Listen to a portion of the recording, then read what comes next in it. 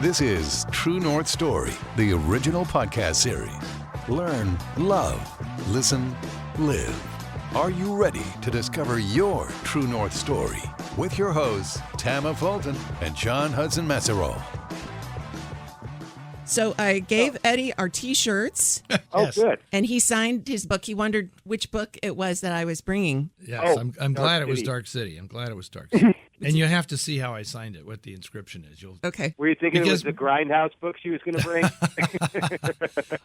I have to come out with another one of the. I got the rights back to that book, so I think I have to Did you really? republish it myself. Oh, okay. Yeah. I do not own that. That's one we need to take a look at. It's out of print. It's been out of print for a while now. It is interesting though that a lot of that was one of the first books on that subject, and a number of other books have appeared since then, borrowing liberally from that. When was it published? In 1997. Okay. It was published, and there wasn't anything on like sexploitation cinema or adults only movies, like the history of adults only movies, and I was very fortunate to just meet the right people to get all this background while they were still alive. It was fun to do that book.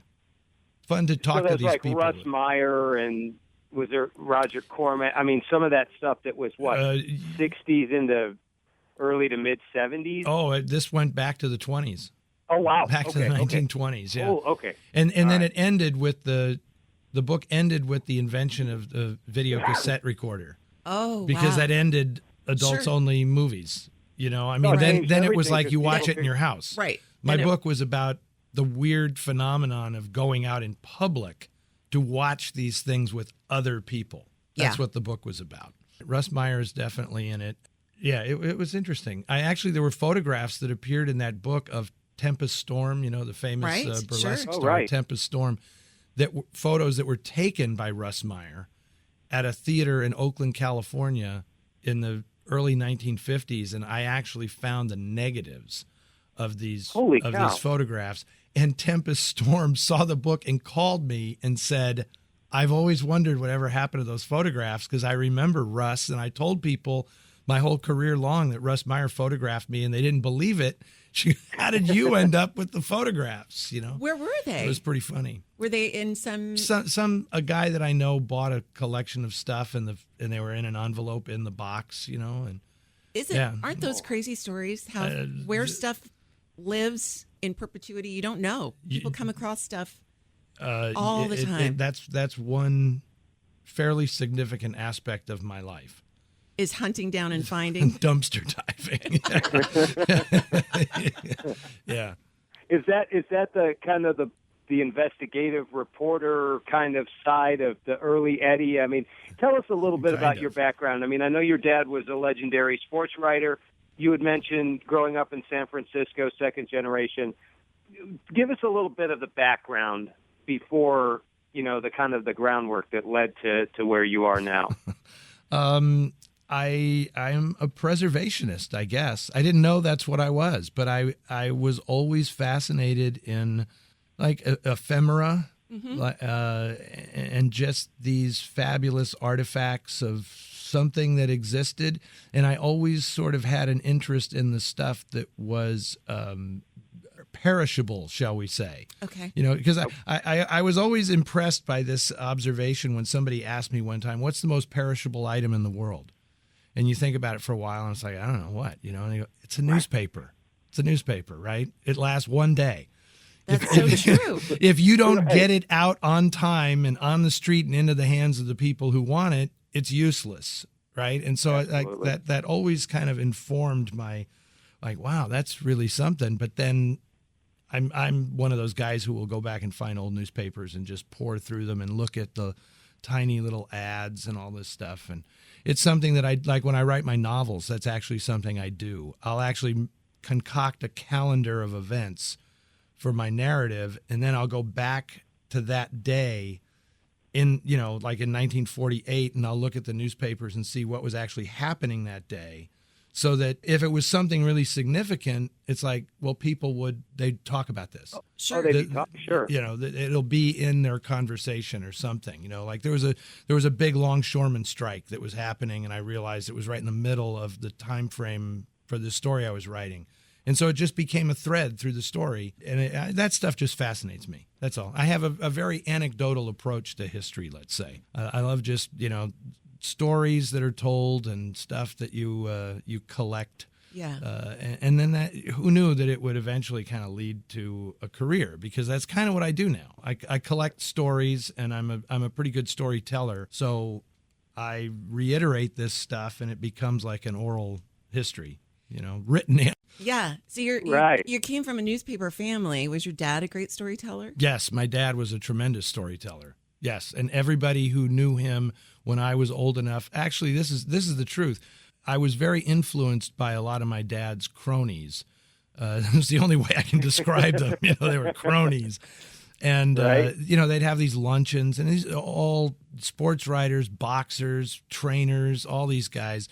And I just loved these men. And when my dad died, I just kept going to the meetings, and they really accepted me as like he's substituting for his old man, you know, right, and which they really appreciated, because a lot of these guys, I think they felt, wow, I wish, you know, my son cared about this stuff, you know, the way Eddie does, and you know, it helped that I had the same name as my dad, and that just became a big part of my life, and they always said, you know, you're a chip off the old block, you know, you take after your old man, blah blah blah. I can hear him in your voice, you know, and all. And it was very special. That was very special to me. Yeah, I still do that. I still go back. And it's sad because so many of these guys have died now, because they were already in their 60s and 70s when I was a kid, you know. Yeah. So there aren't too many of them left now. But now it's a different part of the trip for me now. A different part of the journey for me now is that I'm now the older guy. Yes. Right? And so I'm very attentive to young people who are actually interested in what I have to say, because now I get to play the part of the old guy who's, you know, passing on the received wisdom or whatever.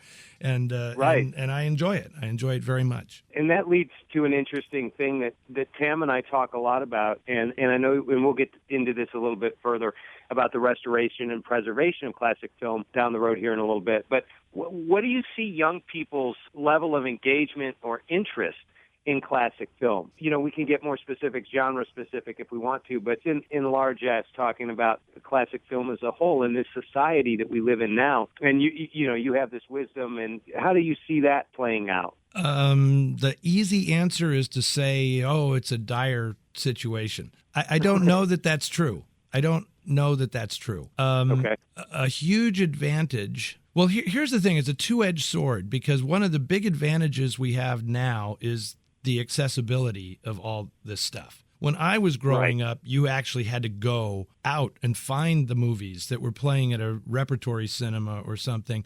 Or, as I always say, you had to be dedicated enough to look through TV Guide and find a movie that was playing at 3 o'clock in the morning and like stay up on a school night to watch. You know, the first time I ever saw Detour, you know, it was like 3 o'clock in the morning. It was like the perfect experience. You know, you can't, that film isn't any better than watching it at 3 o'clock in the morning in the dark at home. You know, like, what is this craziness? Oh, Neil, come on. I mean, that's like, exactly. It's easier now because we have access to everything. Like, oh, I never saw, you know, this movie. I never saw whatever it is, Chimes at Midnight by Orson Welles. It's like you can be watching it 30 seconds from now if you want to see it, you know, which is good, but it also makes these things less precious. And that's something that, you know, I'm sort of all about, because when I do my film festivals and things, I try to impress upon people that you need to come out and see this in a theater with other people, because it's a much more rewarding experience than just accessing it on your iPhone or your iPad and watching it and then making dinner while you watch it or something. It's just not the same as really immersing yourself in it completely. There's positives and negatives to it. If I can just tell you a quick little story about why I'm always thrilled when younger people inspire me, you know, because that's kind of the fuel that keeps me going. I have to see that every so often. And there were these two young girls, high school students in Silver City, New Mexico, who contacted me because they were doing a project for National History Day, exploration and exchange in cultural something or other, and they decided they wanted to do a project about film noir because they understood that, wow, like a lot of these concepts came over from Europe and were adapted in America, and that the directors were European, but the writers were Americans. So there's like an exchange thing here. And so they contacted me, and we did an interview via Skype. And these two kids, Brianna McDonald and Diane Rothpletz, put together a short film that was like their documentary on the history of film noir and submitted it, to this National History Day project. And I was just so impressed by that. I don't think they won, but Brianna called me the other day and said, "Do you have any tips that you can give us on like putting on a film festival? Because we want to create our own film noir festival here in Silver City." Oh, that's awesome. Wow. Yeah. And that's awesome. And it was great. And they knew all the questions to ask, and they were really receptive and very attentive. And they got a crash course in, how you deal with movie studios and how you pay licensing fees on movies and what format you want to show and how to work with the local media. How big is your theater? You figure out how you're going to charge people based on how many seats there are in the theater and all this. Sure. And they're 17 years old and they're ready to go. That's fantastic. Yeah. I mean, and we see it, Tam and I see it too in the music side, people clamoring a little bit more for vinyl. Again, we're starting to see a little bit of that. I think there are younger people who realize that maybe this is too strong a word, but they've been cheated a little bit on the creative side. Technology has cheated them.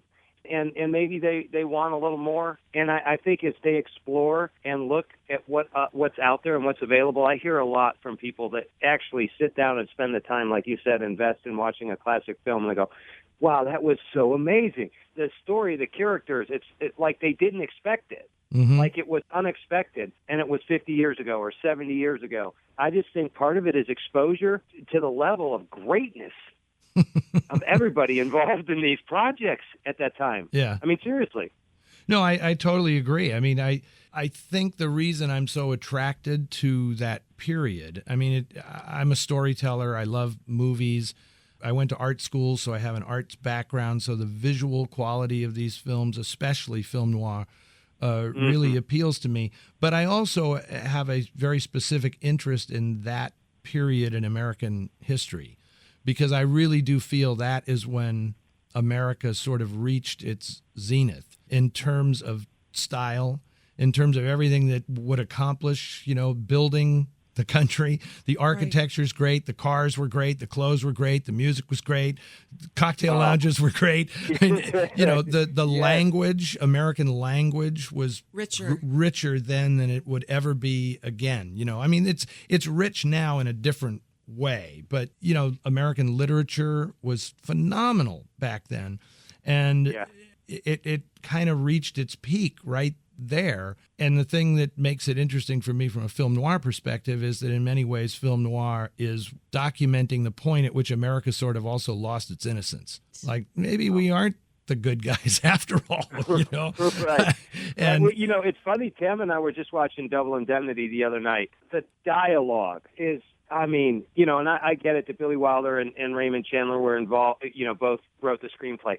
The dialogue, like Tamma texts me, she's like, this is intense, this is incredible dialogue. The writing is amazing. Yeah. And it is so tight.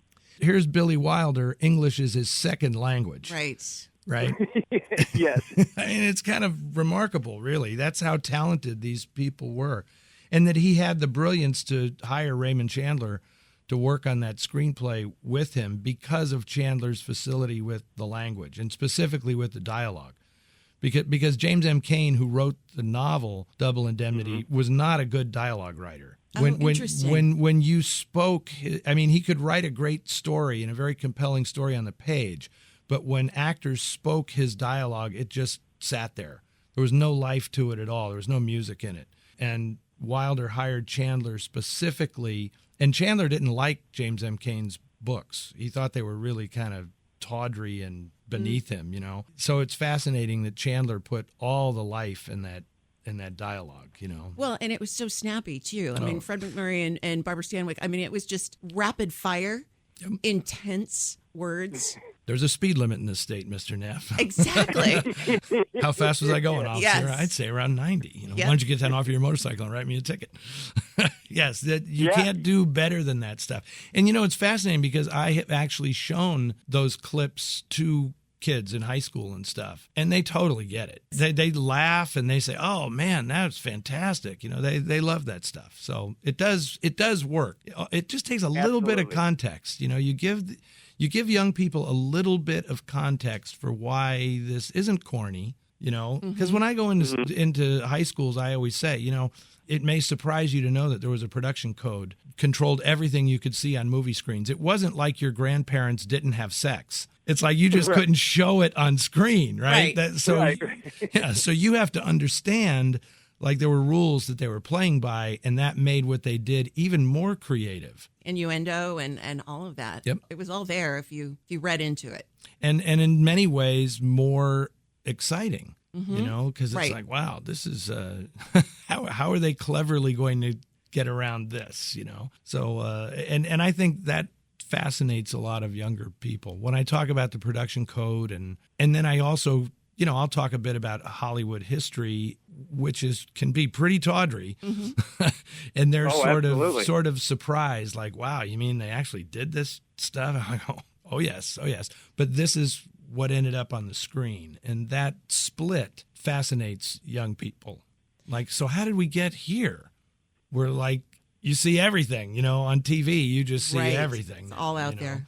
I'm not sure if you're familiar. We just read the book maybe 6 months ago, Tinseltown by William Mann. It is a really, really interesting book, to your point about the tawdry, and it's earlier than film noir Hollywood. You know, it starts in 1910, but it goes through all the czars, Kuchar and all of them for about a 15-year period, and it tells a crime story. And it's just edge-of-your-seat stuff. And you're right. I'm sitting here going, wow, this is 1910, 1915. These people are, you know, it's talking about Fatty Arbuckle and what happened with Virginia Rapp and all of that. And I'm just like, this could be every bit anything today. You know, I mean, there's nothing. In many ways, it's much more sedate today. I mean, really, you know. Yeah. I mean, Hollywood back then was the Wild West. I mean, it was a frontier town, and they were dealing with, you know, what then were like the most sophisticated technologies imaginable. It was a wide open frontier town, and anything went, you know, and they sort of did have to rein it in after a while. Yeah, it's fascinating. I do really think that today, you know, there are no real hellraisers in Hollywood today. They're pikers compared to the old school guys. Oh, my goodness, yes. I know there was one thing that Tam and I wanted to ask, because we've heard it pronounced two ways, so we're going to ask you as the official. Femme Fatale, Femme Fatale. I've heard it pronounced both ways by people in the industry. What's your take on that, Eddie? Whoever says Fatale is wrong. Okay. Femme Fatale. All right. Femme Fatale. Femme Fatale. Yeah. That's as opposed to an homme fatale. French? Yes, absolutely. Yeah. Femme Fatale. Top three femme fatales are. There's so many. There are so many. That's very difficult to say. I am always partial to Gloria Graham. Although I have to say, I'm one of these revisionist guys. I think people have a tendency to look at a woman, a beautiful woman in one of these movies and say, oh, she's the femme fatale. And not always the case. Because, you know, for example, Criterion just came out with Gilda on Blu-ray. You know, everybody thinks of Rita Hayworth as a femme fatale in that movie. And she is only to Glenn Ford, really. But she's the victim in the film. She's clearly the victim in that film, being tortured by these men. You know, they recorded like a 25-minute interview with me talking all about this stuff. But I do have somewhat of a different take on all of that. In many cases, the woman who was using her wiles, you know, for instance, Barbara Stanwyck in Double Indemnity, that's a femme fatale. I mean, she's a bad person. Yes. Right. I love reading true crime just because I think the human condition is the same, whether we're talking 1920s or today. And what intrigues me is always the motivation behind and the psyche behind all of that. A gal who's local to the Northwest, she just passed recently, Anne Rule, wrote several true crime books. And her comment was, a bad man is a dime a dozen, but a bad woman is a really, really bad woman. And yes. I concur. Yeah. No, I see exactly where that is coming from. Yes. And to your point, I mean, Barbara Stanwyck's character was, she was a really, really bad woman. She was bad, but also there, I've had this quote that I use quite often talking about film noir, saying it was the one film genre in Hollywood where women could be the equal of men because they were equally tempted, equally compromised, and equally guilty. And that was that's sort of what these stories were about. So when you see a femme fatale in one of these movies, you understand that if you empathize and or sympathize with the guy who says, I've never gotten a break in this life, I gotta get ahead, blah, blah, blah, and he robs a bank, to do this, and generally he's robbing the bank for a woman. That's, that's the great line from Double Indemnity. I did it for the money and I did it for a woman, and I didn't get the money and I didn't get the woman. So not a pretty picture. No. But you find that the women are often behaving out of the same thing, but the women use the men to get what they want. The guy just goes and gets a gun and goes out and, robs something. The woman's not going to do that. She's going to get the guy to do it for her. So that's sort of what that whole femme fatale character is all about, I think. And in some cases, like in stop me if I get too deep into this, like movie like Crisscross, where Yvonne DiCarlo is the femme fatale, she makes perfect sense in that movie to me. And she has a great scene at the end where she explains to Burt Lancaster what a fool he is for following her around like a puppy dog. I can't help it if people don't know how to take care of themselves.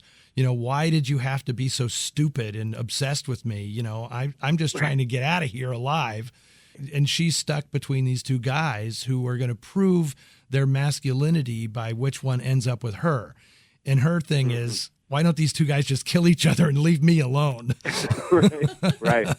Well, and not unlike like Jane Greer in Out of the Past, right? I mean, with Kirk Douglas and Robert Mitchum, she's kind of in the middle of trying to play both of them to a similar extent, right? I would say so, although she's pretty bad. Well, I think she's just bad by nature. Woman. I think she's bad by nature, yeah. Well, when Emma read that quote, I'm like, Jane Greer, boom, right there. That just popped up, But it's funny you mentioned that. I have the Crisscross DVD laying on my desk right here, right now, because it's one of my favorites. And it's great. Tim and I talked about this. I said, when Eddie's going to be on here, this is just amazing because I am just a lover of film noir. I can attest. And I do think that America, that we reached a zenith. I think you're spot on there. So let me just ask you, what do you think was driving that interest within society at that time for film noir?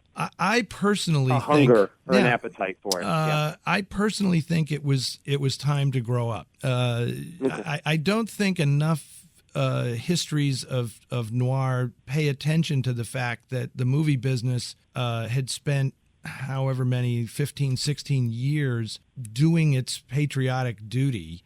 It had to cheer people up during the Depression, then it had to boost their morale during World War II. And there was all of this stuff that the artists themselves wanted to talk about and write stories about that was sort of held in check because, nobody wants to see that. Nobody wants to see people behaving badly. Nobody wants to see stories in which the good guy doesn't triumph at the end. And so I think that once the war was over and well, guess what? We won. Now we're free. And it's kind of fascinating to me that one of the interesting aspects of freedom, now that we have it in the business, is that you're free to tell worse things about ourselves. Now we can face that. And I really don't think it was that much more complicated than the artist saying, I want to write a story that ends this way instead of everybody lives happily ever after, because we know that's not true to life. Not real. And not that I think that film noir is necessarily true to life. I just think it's another archly theatrical, artificial, stylized thing. But the point is, they're not buying the fairy tale anymore. Like, look, we're adults. People do bad things. This is what happens when you do bad things. You know, I sometimes jokingly call them tales of karma because, you know, nobody's going to get away with anything. But what's interesting to me about film noir is that it does make the audience empathize with the people who are doing the bad thing. So really? It's very, and isn't that kind of the purpose of art in a way? It's like, I don't have to actually do this because I'm being told a story where, you know, what would you do if you were in this predicament and there was this woman that you were obsessed with, or, you know, all your friends were successes and you weren't? Would you be tempted by this? If the money fell in your car, if $100,000 was tossed into your car by mistake, would you keep it? You know, I mean, those are the stories that film noir addresses, you know, and I just think that America was ready for that at that point, you know, and the artists themselves became sort of obsessed with, we now can do this. You know, the writers were like, it doesn't have to end well. And the cinematographers were saying, you know, they were very taken with this look. Yeah. And it's like, I want to shoot my film so that it looks like that. And there was like a film noir specialist at every studio in Hollywood, you know, the go-to guy who could make the movie look that way. And the actors responded. Tyrone Power, for example, don't I ever get to play a bad guy?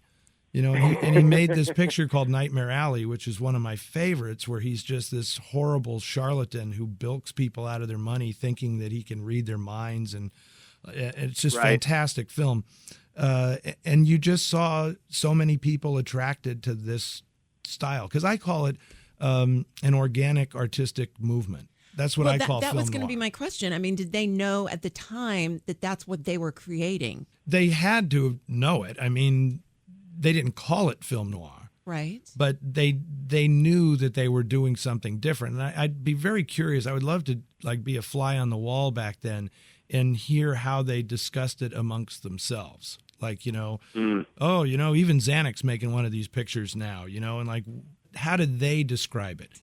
True North Stories, meant to inspire, encourage, motivate, and offer hope.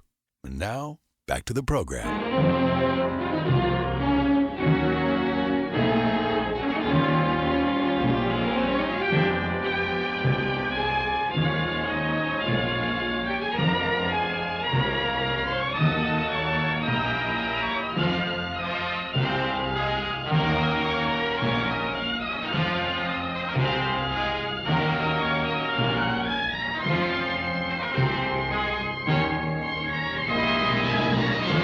I know that at the time they were called either murder dramas or crime thrillers. That's what they were called. And there was a very specific difference between the two, because a crime thriller is where the criminals are professionals, like bank robbers and, you know, the Asphalt Jungle. Like Asphalt Jungle. Yeah, Asphalt Jungle is a crime thriller. A murder drama is Double Indemnity, or The Postman Always Rings Twice, where the crimes are being committed by amateurs who really don't know what they're doing. You know, but it's like, I can solve all my problems if I just bump off my husband. You know, that's a murder drama. And the way they looked, the snappy dialogue you're talking about, all of that stuff, no one was saying, do this, you know, because certainly no studio boss was saying this is a great idea.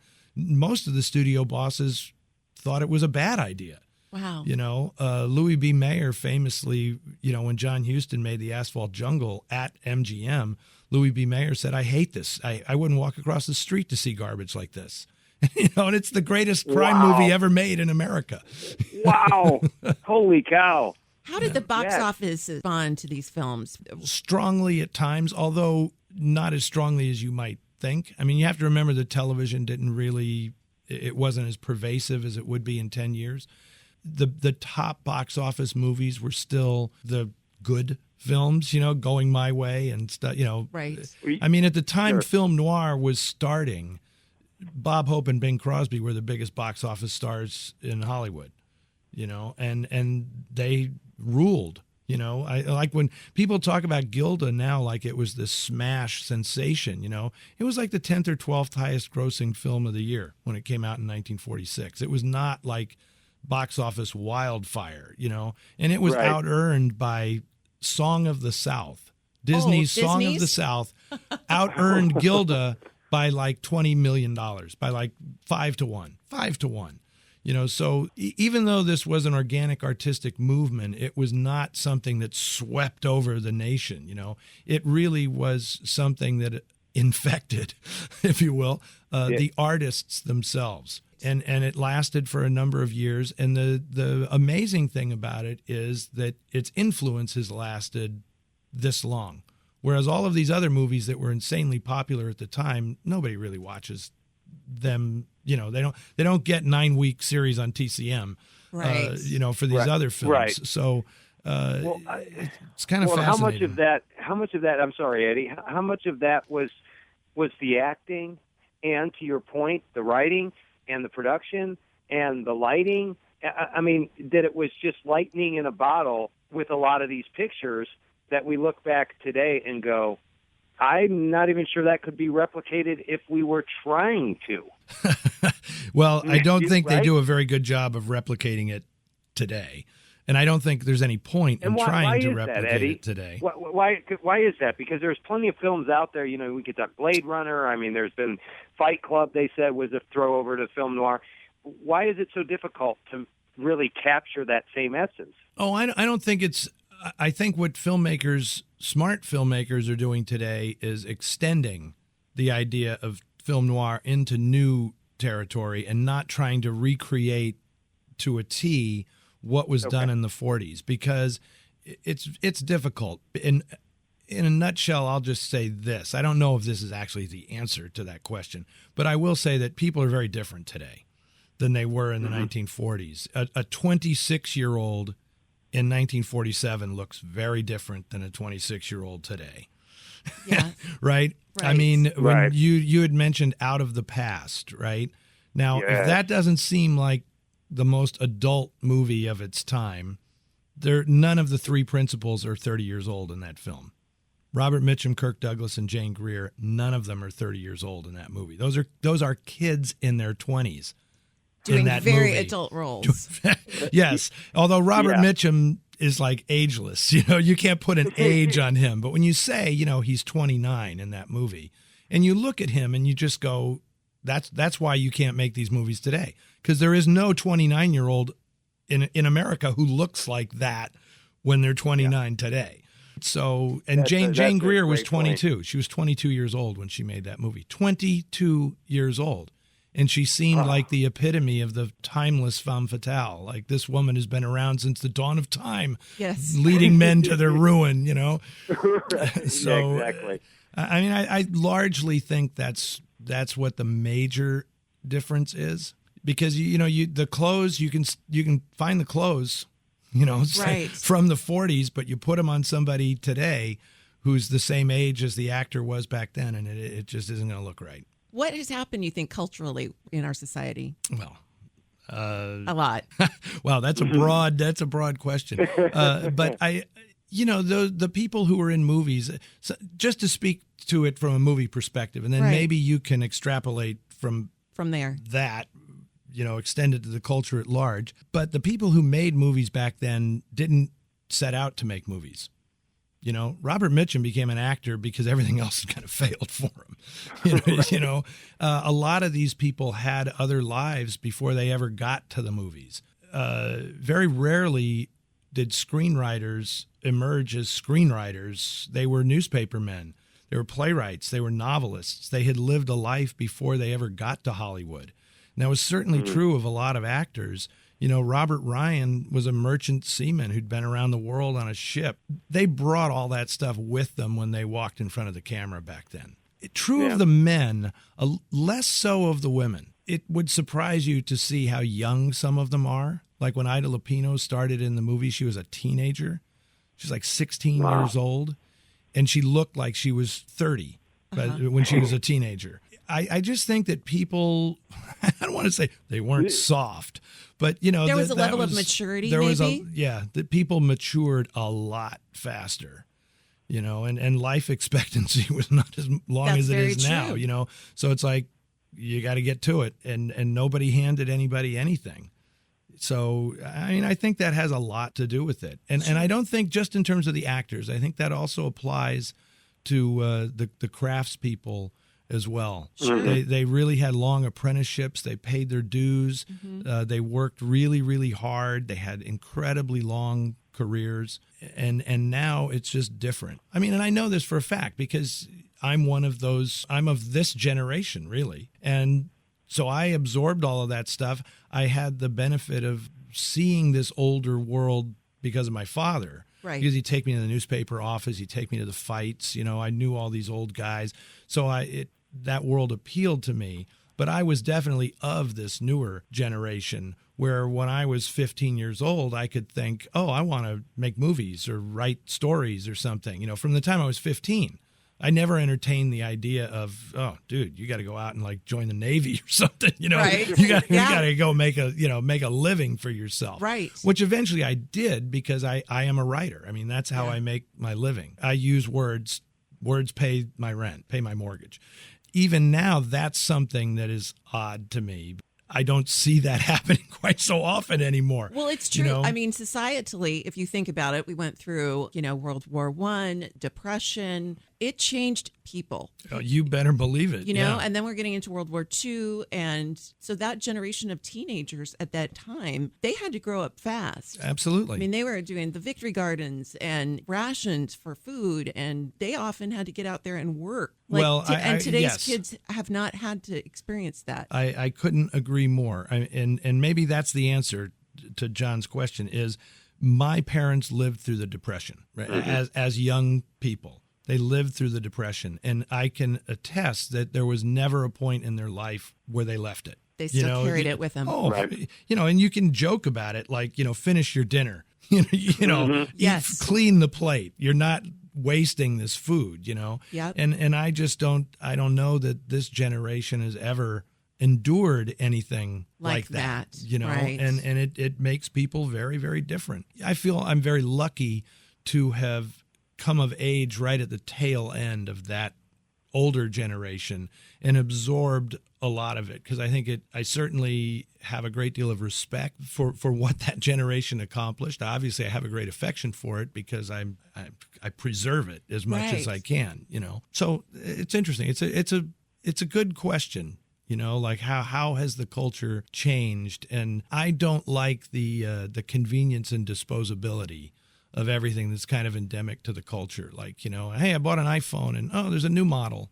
I better go buy the new model. Sorry, Apple. I know you don't want to hear that, but, I drive my wife crazy because, like, my iPad is, like, cracked and bent and it works half the time. And she goes, get a new one. And I say, this one is still working. I'm like, I can't just toss it aside, Yeah. It's a consumable society is what we are now. Disposable and all about consuming. And to your point, the experience of watching a movie on your iPad, whether it works half the time or not, or being present in a darkened theater. I mean, it's that experience, right? Those films were made to be experienced in that way. The engagement part. Yes, and I never stopped marveling at what the movie business was at one time. Because I think one time I expressed it like they had figured out the greatest magic trick in the history of mankind. They knew how to put dreams in a can and ship them around the world so that people could share the same dream in a dark room. Right. I mean, that's what the movies are. Right. Exactly. If you are going out to see them, that's what they are. Right. Yeah. And now we've gotten rid of the cans. You don't have to ship them around the world in cans anymore. Grant me the poetic license of stuffing dreams in cans and shipping them around. But that's exactly what you're working on. Oh, yeah. You're restoring dreams in a huge way. Talk about that just a little bit.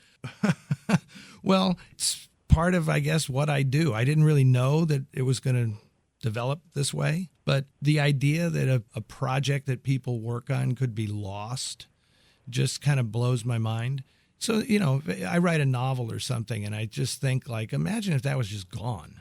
If, like, all the copies were gone, the files that I created were just erased and all that work I put in had disappeared. Yeah. So I just kind of take it somewhat personally when I learn, like, hey, there's this film, and I'll see it in a 16 millimeter print or something somewhere. And it's like, well, why doesn't this exist? And why don't people know about it? In some ways, it's like my own little detective story, because you do kind of play detective and figure out what's the story behind this movie. Why doesn't it exist anymore?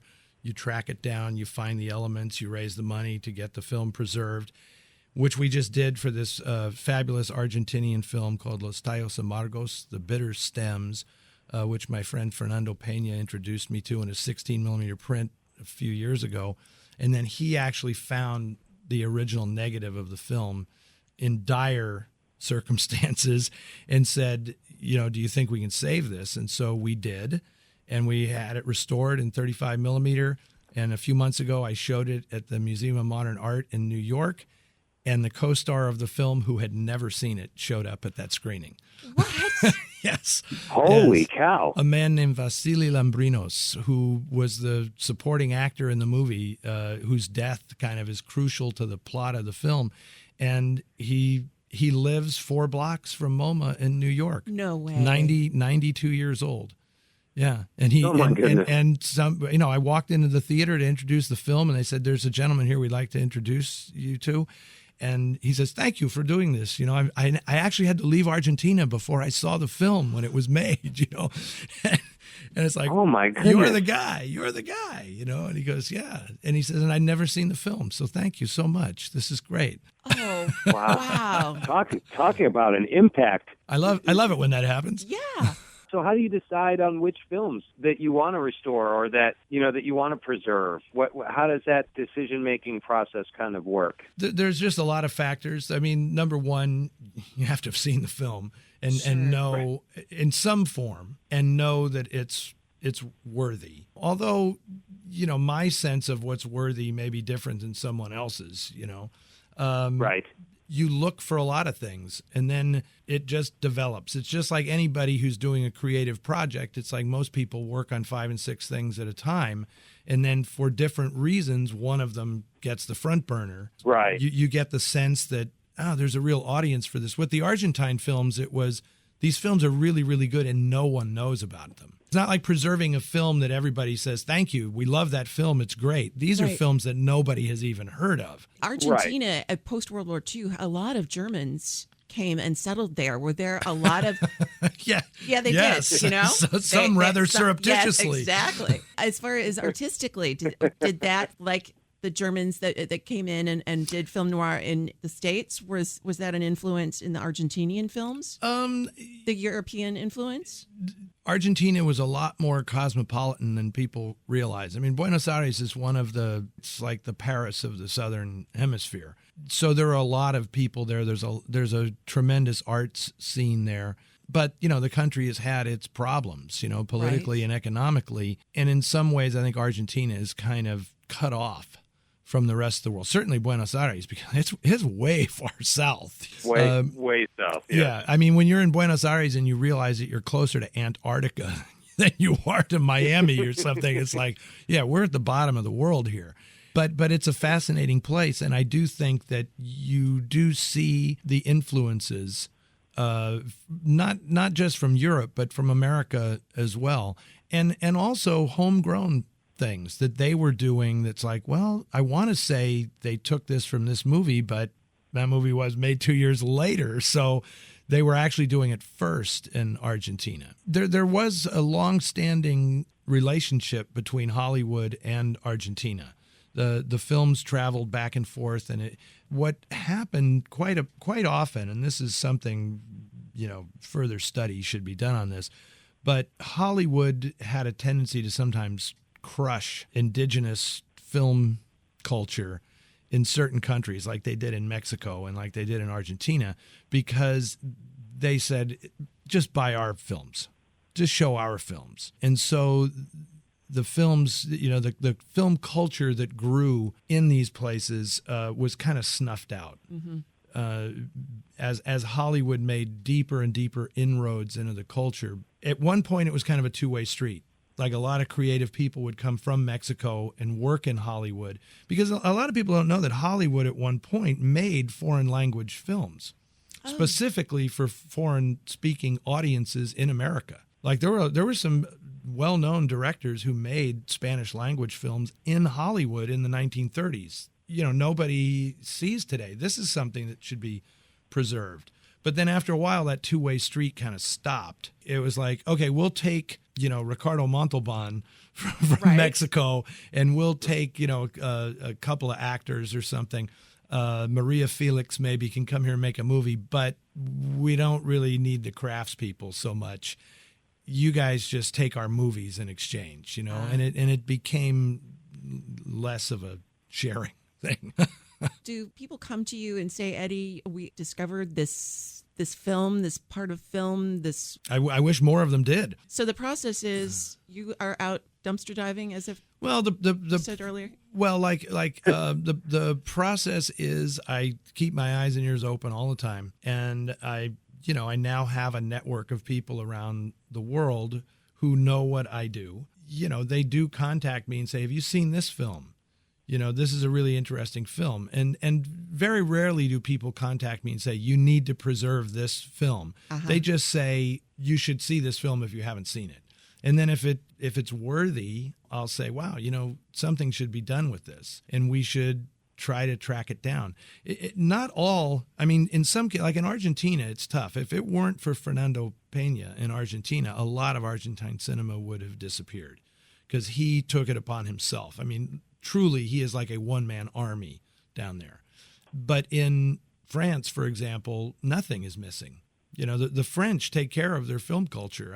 It's socialized, I have to say. If your father made a film in France and you say, why, I don't know if that film exists. Why haven't we seen that movie on television or in the movie theaters? And if they look it up and in the National Film Archive there isn't a print of it, they'll make a print. Oh, because they just want to have everything. Because they take their film culture very seriously. The French believe that art defines their culture, Yeah. And it's like we would never humiliate ourselves by losing a film that was made in France by a Frenchman, Mm-hmm.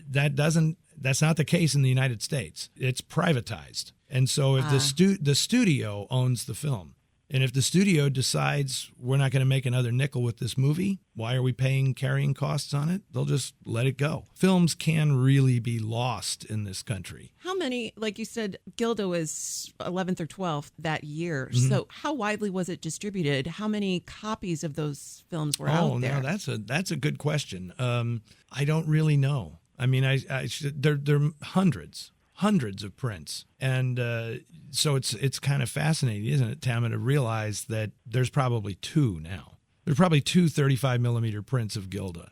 Wow. And in some cases, when I do my festivals, I'm showing a film, and I tell the audience, you are watching the only 35-millimeter print of this film. This is it.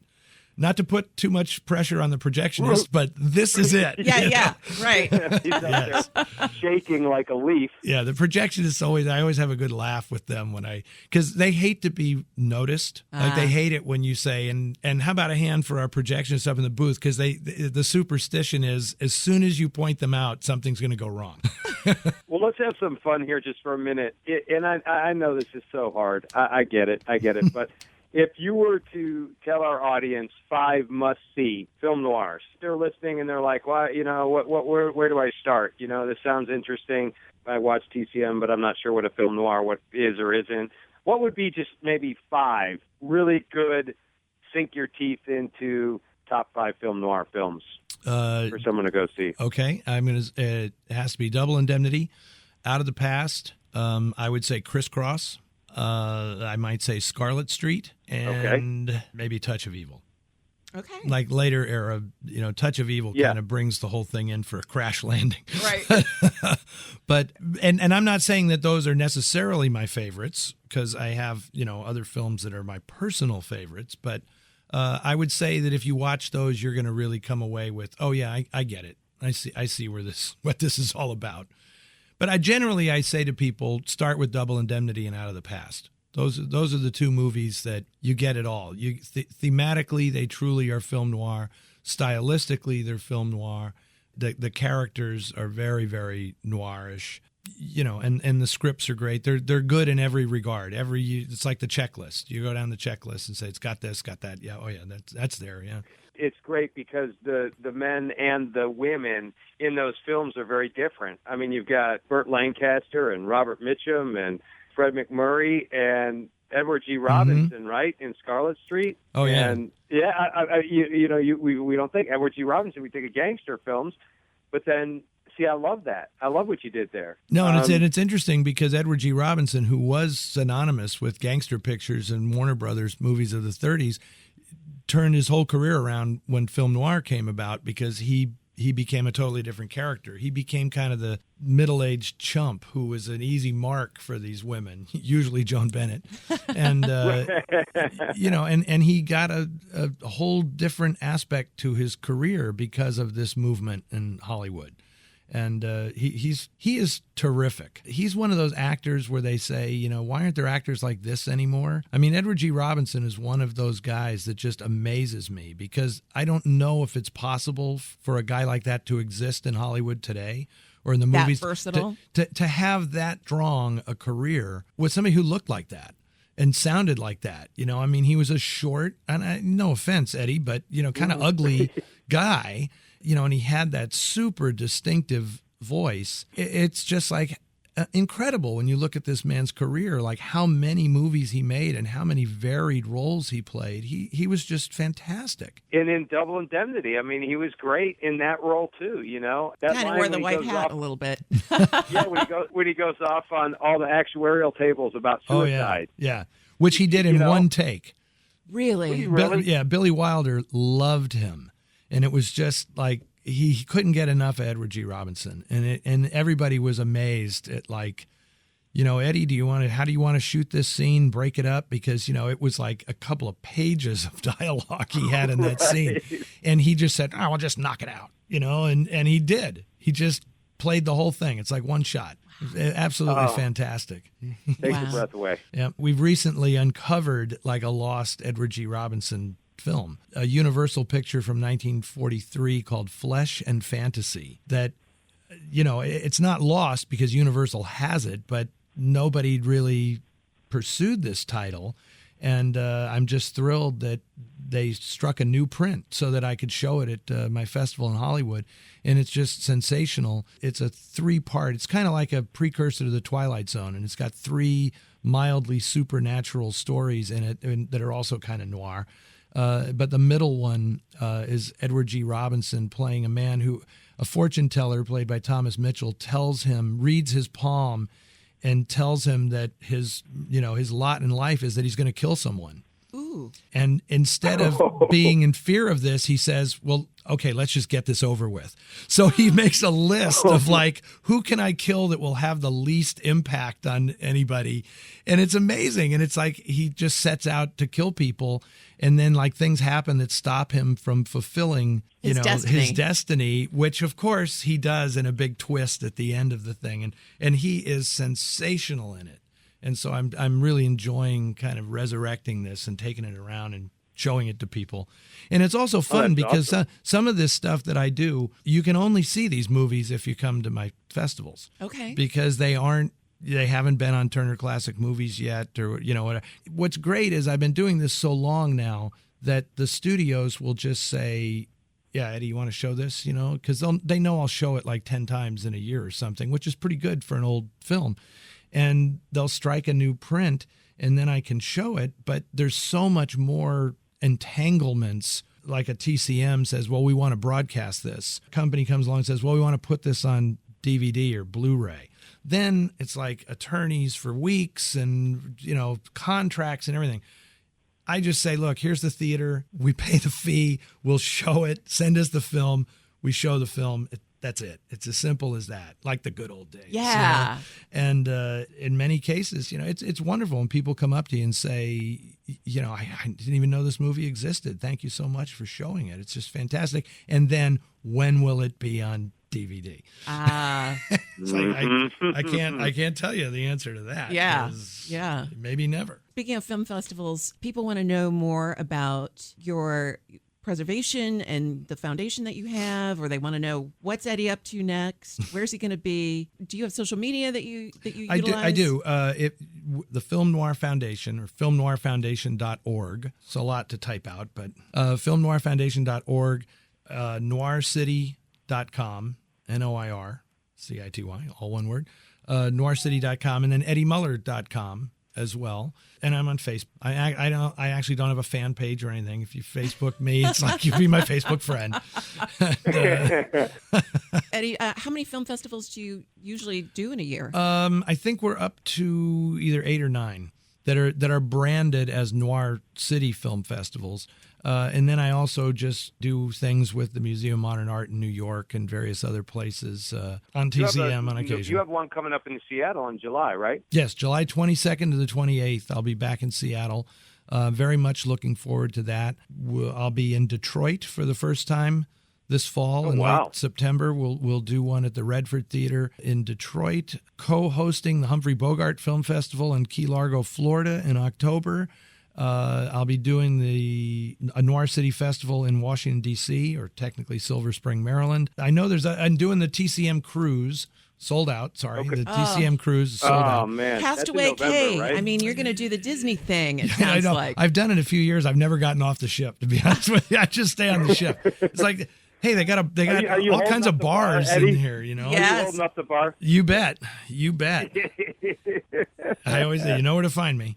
No shortage of fun stuff to do. Well, right. Eddie, thank you so much for being on our podcast. Is it over? Boy, that just flew by. Didn't it, though? I'll tell you what, Tam and I are I knew this would just fly by. I knew it would be awesome. And we just scratched the surface. You're such an amazing resource and an amazing guy, and so great to get to talk with you and meet you virtually and Tam in person. I've been watching and reading your stuff. I'm just so thankful that you're out there as a resource for film noir and for classic film in general. Tam and I are blessed to have you on the show. It's very nice of you to say that. I appreciate it very much. Thanks, Eddie. Thank you for listening to True North Story, the series. Follow us on Twitter @True North Story, and tune in next time for another True North